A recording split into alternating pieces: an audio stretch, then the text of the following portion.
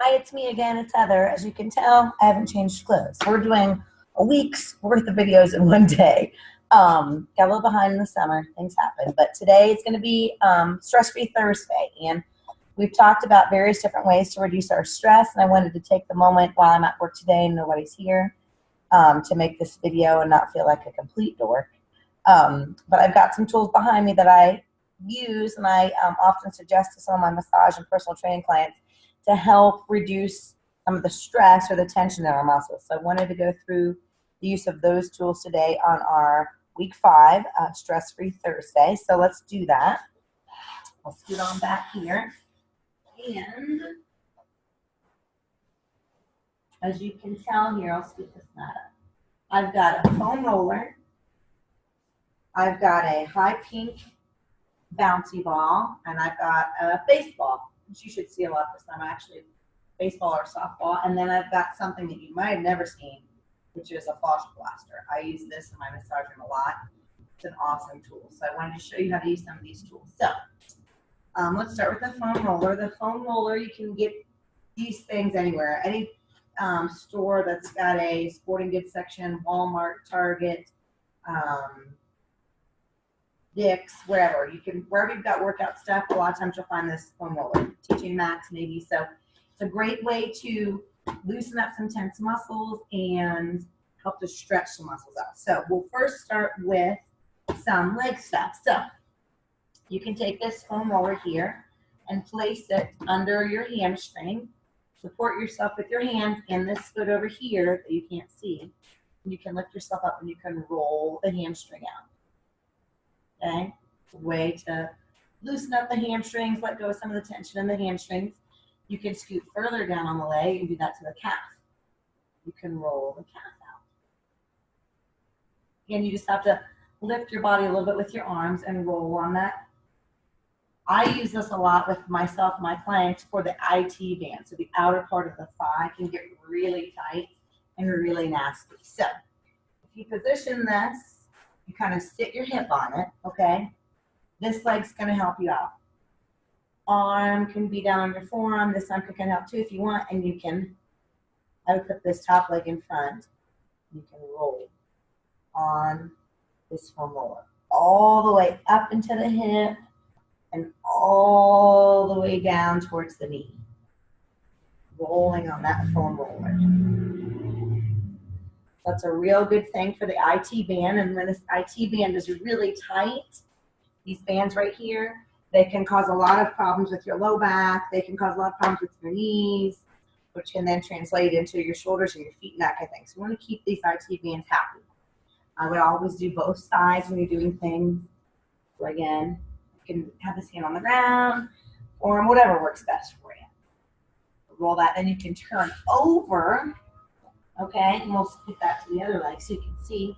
We're going to roll out the hip flexor in the front of your thigh. So place that hip down on the foam roller, and again, walk forward, walk back. I'm going all the way up into my hip and all the way down towards the knee, just stopping above the knee.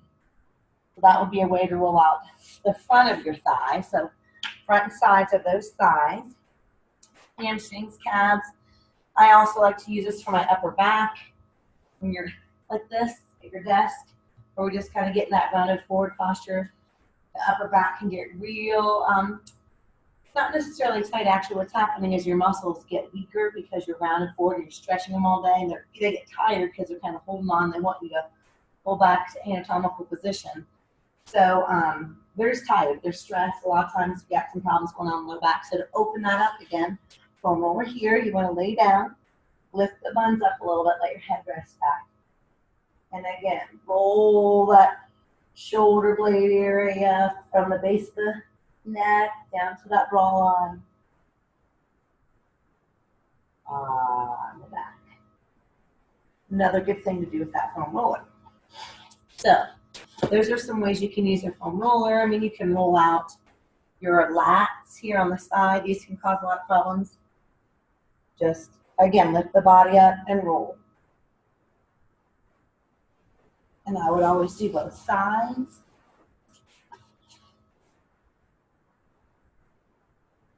roll that foam roller, okay? So, foam roller. Big softball, it's summertime. So I use this, a bigger softball or baseball size ball for bigger muscles in the body. So it's really good for the hips because the hips are bigger areas. So the hip flexor here, you can put this ball right in front of the hip, okay? Again, kind of position yourself like you did on the foam roller. You're gonna come down, this leg's out of the way. You put your hip down on the ball and you lay on it. You take some good deep breaths.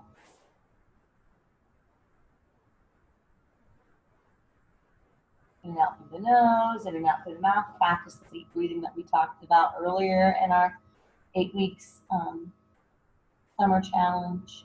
You can hold it there if it's real tender. Hold it there and just breathe and try to relax your muscles around the ball. Then you can move the ball. Different spot, hold it. Ouch, that hurts. I need to do this. Breathe, relax. So in some spots it'll be really tender. Might not be able to stay there very long. Then you kind of move it around. So hip flexors, they can cause a ton of problems. So you want to loosen up the hip flexors. You can also use this on the buns, big bun muscles. So right there, whoops. You can kind of sit on the ball. You can roll the ball around. Again, if you got a t-shirt on like I do today, make sure you got it tucked up out of the way. Ooh, and that's tender too. So you got a massage around, very inexpensive massage tools. So for the hips, you could use it again for the calf. Do the same thing like you did with the foam roller. Foot. For the feet, I like to use a golf ball because it's smaller and it's going to get into the arches of the foot and the ball of the foot a little bit better. High bounce pinky ball. So I use this a lot being in a yoga class for the upper back between the shoulder blades. So you would take this ball, place it in the middle of the upper back, right on the inside of the shoulder blade, right here at the top, and then you lean back on it. You lay back on it. You can also do this against the wall. You lay back on that ball and just relax. Take some good deep breaths, and then what I would do is move that ball down the inside of the shoulder blade. You can just do that. You can lay there, breathe, let the muscles relax. Sometimes I like to do like a one-arm snow angel. We'll call it sand angel because it's the summer. Move it around a little bit. You'll move muscles out of the way, go a little deeper. You can move that ball again.